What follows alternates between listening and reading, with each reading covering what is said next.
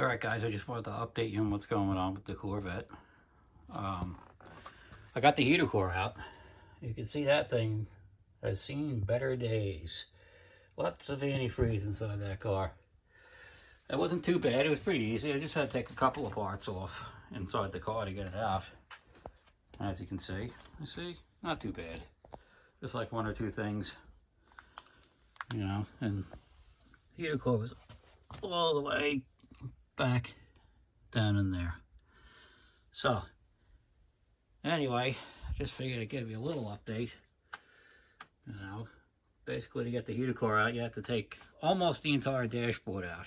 I was able to just drill these rivets out over here and get the passenger side section out by itself, and I kind of just pull this wire harness back,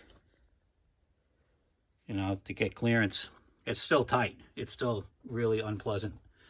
But, you know, I probably could have taken more stuff apart, make it a little easier, but I really didn't want, you know, I'm trying not to take as much apart as possible, but I also don't want to, you know, be breaking things and, you know, messing up the way things were, you know, from the factory. Since it is a ZR1, it's kind of a special car, you know, so, you know, there were some things I could have cut and then put back together later.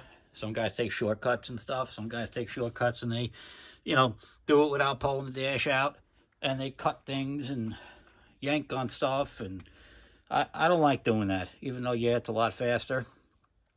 But there's also a lot more possibility that you can snag a wire somewhere or something, and that'll drive you absolutely crazy trying to figure it out. So I want this car done right. I want it to be better than it was when it was new. So anyway, it's a huge mess right now, but I will get it all back together.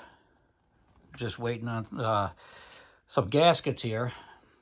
I had to pull this again because I had some problems. There must have been a short somewhere in the fuel injection harness, and it blew the injector fuse. So I pulled the plenum back off just to be sure. I checked all the wiring and stuff underneath there before I put it back together. I replaced the fuse. The car started right up. It ran great. So I don't exactly know what it was, but I do know that somebody was in here monkeying around with the wire harness behind the ECU. So I just wanted to double, triple check that it's not underneath this plenum where the problem is. And I cannot find anything wrong with the wiring under there. So I'm going to put all that back together, get the car running, and if it dies on me again, then I'll know it's the, you know, I'll know which fuse to go for, and then I'll continue, you know, continue my search to find out what the heck caused it. So anyway, that's my update. That's about what I've been up to. There's a whole bunch of parts back here. Yeah, lots of stuff. Oh yeah, and more parts up here too, dashboards and things like that. So anyway, that's it for me. I will update you soon on my progress. See ya.